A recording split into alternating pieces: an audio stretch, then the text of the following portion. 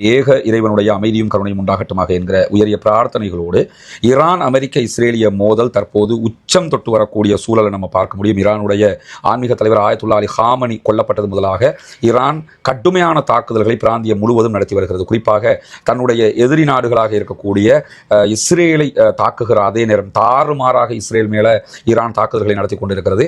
பல செய்திகளை வெளியே விடாமல் இஸ்ரேல் தடுத்தாலும் இஸ்ரேலுடைய ஹரேட்ஸ் அதே போன்று வைனட் உள்ளிட்ட பல ஊடகங்கள் அந்த செய்திகளை வெளியே கொண்டு வந்து கொண்டிருக்கின்றன. இதுவரைக்கும் இஸ்ரேலுக்குள்ள மாத்திரம் 200க்கும் மேற்பட்டவர்கள் கொல்லப்பட்டிருக்கலாம் என்கிற செய்திகள் தற்போது வெளியாகி இருக்கிறது. இதே நேரத்தில் இஸ்ரேலுக்கு தாக்கு நடத்துகிற அதே நேரம் அமெரிக்காவினுடைய தளங்கள் மீது தாக்குதல்களை நடத்துகிறது. இந்த தளங்கள் எல்லாம் எங்க இருக்குன்னு கேட்டால் ஈரானுடைய நட்பு நாடுகளாக இருக்கக்கூடிய அரபு நாடுகளுக்குள்ளதான் இருக்கிறது. குறிப்பாக குவைத் மேல தாக்குதல் நடத்துறாங்க, கத்தர் மேல தாக்குதல் நடத்துறாங்க, பஹ்ரைன் மேல தாறுமாறான தாக்குதல்கள் நடத்துகிறார்கள்.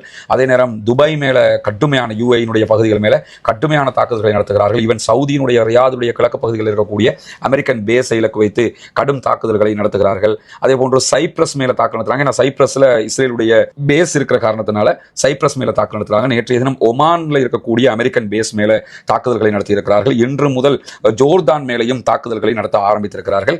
இதற்கெல்லாம் ஈரான் சொல்லக்கூடிய பதில் என்னன்னா, உங்க நாடுகள் மேல எங்களுக்கு எந்த பிரச்சனையும் இல்லை, நாடுகளோட நாங்கள் நட்புல இருக்கிறோம், அதே நேரத்தில் அங்க இருக்கக்கூடிய அமெரிக்கன் பேஸுகள் தான் இலக்கு வைக்கப்படுகிறது என்று சொல்லியிருக்கிறார்கள். இதே நேரம் இந்த அரபு நாடுகள் எல்லாம் இணைந்து ஈரானுக்கு கண்டனம் தெரிவித்திருக்கின்றன. ஈரானுடைய தூதுவர்களை அந்தந்த நாடுகள் இருக்கக்கூடிய தூதுவர்களை அழைத்து கண்டனங்களை தெரிவித்திருக்கின்றன. அதான் அபிஷியலாக இன்டர்நேஷனல் லா பிரகாரம் செய்ய வேண்டிய விவகாரம்.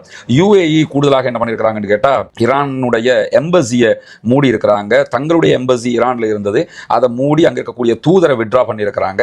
இந்த சம்பவங்கள் எல்லாம் கூடுதலாகவே யுஏஇ செய்திருக்கக்கூடிய நிலையில தற்போது பதட்டம் உச்சம் தொடுகிறது. காரணம் என்னன்னு கேட்டா, அமெரிக்காவுடைய USS ஆப்ரஹாம் லிங்கன் என்கிற விமானம் தாங்கி கப்பல் மேலேயே 4 பாலிஸ்டிக் மிசைல் தாக்குதல்களை ஈரான் நடத்தி இருக்கிறது. ஈரானுடைய உச்சகட்ட தாக்குதல்களாக இதுவெல்லாம் பார்க்கப்படுகிற அதே நேரம் ஹொர்முஸ் நீர்நிலைகளில் இருக்கக்கூடிய வெளிநாட்டு கப்பல்கள் மீதும் ஈரான் தாக்குதல்களை நடத்துகிறது. வளமையில இந்த தாக்குதல்களை ஹவுத்தீஸ் நடத்திக்கிட்டு இருந்தாங்க.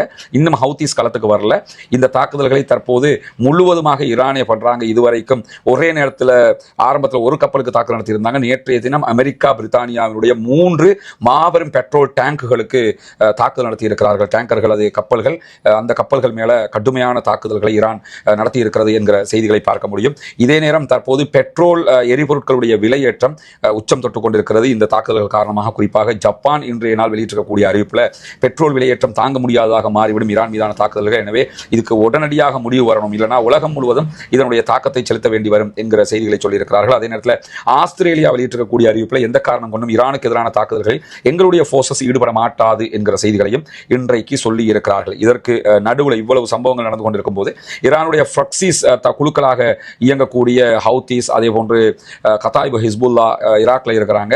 இந்த 2 சாராரும் இதுவரைக்கும் எந்த விதமான ரெஸ்பான்சிபிளும் இந்த தாக்குதல்களுக்குள்ள பண்ணல, கண்டனங்களை தான் தெரிவிச்சிருந்தாங்க. ஆனால் இன்று முதல் இஸ்ரேல் மேல கடுமையான தாக்குதல்களை தாங்கள் ஆரம்பித்திருக்கிறோம் என்கிற அறிவிப்புகளை தற்போது ஹிஸ்புல்லாக்கள் வெளியிட்டிருக்கிறார்கள். ஹிஸ்புல்லாக்கள் 2024 நவம்பர்ல ஒரு யுத்த நிறுத்தத்துக்கு போயிருந்தாங்க. அந்த யுத்த நிறுத்தம் ஹிஸ்புல்லாக்கள் இஸ்ரேலோட செய்து கொண்டது கிடையாது, லெபனான் கவர்மெண்ட் இஸ்ரேலோட செய்து கொண்ட ஒரு யுத்த நிறுத்தம். அதன் அடிப்படையில் ஹிஸ்புல்லாக்கள் ரொம்ப அமைதி காத்து வந்தார்கள். கடுமையான தாக்குதல்கள் அதுக்கப்புறம் யுத்த நிறுத்தம் மீறலாக ஹிஸ்புல்லாக்கள் மேலே இஸ்ரேல் நடத்தி வந்த நிலையிலையும் எந்த விதமான பதில்களையும் தாக்குதல்களையும் நடத்தாம 2024 நவம்பர் முதலாக ஹிஸ்புல்லாக்கள் அமைதியாக இருந்து வருகிறார்கள். அதற்கு ஆய்வாளர்கள் சொல்லக்கூடிய ஒரு பெரிய காரணம், ஹிஸ்புல்லாக்களுடைய முக்கியமான பல தலைவர்களை இஸ்ரேல் கொண்டிருக்கிறது.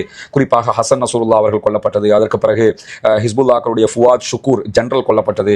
இப்படி நிறைய தாக்கங்கள் அவங்களுக்கு ஏற்பட்டதுனாலையும் சிரியாவினுடைய இழப்பு காரணமாக அவர்களுக்குரிய ஆயுதங்கள் வறுத்து குறைந்ததுனாலும் அவங்க தாக்காமல் இருந்தார்கள் என்று சொல்லப்பட்டு வந்த நிலையில தான் தற்போது நேரடியாக தாக்குதலுக்கு களமிறங்கி இருக்கிறது இஸ்ரேலுக்கு எதிராக ஹிஸ்புல்லா. குறிப்பாக லெபனான்ல இருக்கக்கூடிய ஹிஸ்புல்லாக்கள் ஆக்கிரமிக்கப்பட்ட பாலஸ்தீனம், அதாவது இஸ்ரேலுக்குள்ள இருக்கக்கூடிய இஸ்ரேலுடைய மிகப்பெரிய ஒரு போர்ட், மிகப்பெரிய ஒரு துறைமுகமாக இருக்கிற ஹைஃபா போர்ட்டுக்கு அங்க ராணுவ தளவாடங்கள் இருக்கிற காரணத்தினால மிக கடுமையான தாக்குதல்களை ஆரம்பித்திருக்கிறார்கள். 15 மாத கால ஆக்கிரமிப்புக்கு பிறகு, 15 மாத காலங்கள் கிட்டத்தட்ட அமைதியாக இருந்ததற்கு பிறகு தற்போது தாக்குதல்களை ஆரம்பித்திருக்கிறார்கள்.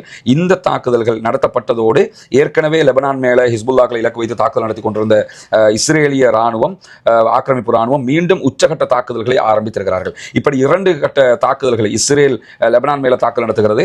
அதே போன்று லெபனானில் இருக்கக்கூடிய ஹிஸ்புல்லாக்கள் இஸ்ரேல் மேல தாக்குதல் நடத்துறாங்க. இந்த தாக்குதலுக்கு அவங்க சொல்லக்கூடிய காரணமே ஆயத்துல்லா அலி ஹாமனி கொல்லப்பட்டதுதான். ஆயத்துல்லா அலி ஹாமனி அவர்கள் கொல்லப்பட்டிருக்கிறார்கள். எனவே அதற்கு எதிராகத்தான் இந்த தாக்குதல்களை நாங்கள் நடத்துகிறோம் என்கிற செய்திகளை சொல்லிக் கொண்டிருக்கிறார்கள். இது மிகப்பெரியதொரு தாக்கமாக தற்போது இந்த ரீஜனுக்குள்ள வந்துடும். ஏன்னா ஹிஸ்புல்லாக்கள் களத்துக்கு வந்துட்டாங்க. அடுத்ததாக ஹவுத்தீஸ் களத்துக்கு வருவதற்கான வாய்ப்புகள் இருக்கிறது. ஹவுத்தீஸ் ஈஜிப்தியன்ஸ் களத்துக்கு வந்தாங்கன்னா கப்பல்கள் மீதான தாக்குதல்கள் அவங்க ஆரம்பிச்சிருவாங்க. கத்தாயிபு ஹிஸ்புல்லா களத்துக்கு வந்தாங்கன்னு சொல்லி சொன்னா அங்க இருக்கிற அமெரிக்க நிலைகள் மேல அவங்க தாக்குதல்களை நடத்துவார்கள். தரைப்படை என்கிற வகையிலையும் பலமாக இருக்கக்கூடிய ஒரு அணியாக அவர்கள் இருக்கிறார்கள். இதுவெல்லாம் பிராந்தியத்தில் ஒரு, அதாவது அரபு நாடுகளுக்கு தான் பெரிய அழுத்தமாக இது மாறப்போகிறது. அரபு நாடுகள் தான் அமெரிக்காவுடைய இந்த தாக்குதல்களை நிறுத்த வேண்டும் என்பதற்காக ஈரான் இந்த தாக்குதல்களை நடத்தி கொண்டிருக்கிறது என்பதை புரிய முடிகிறது.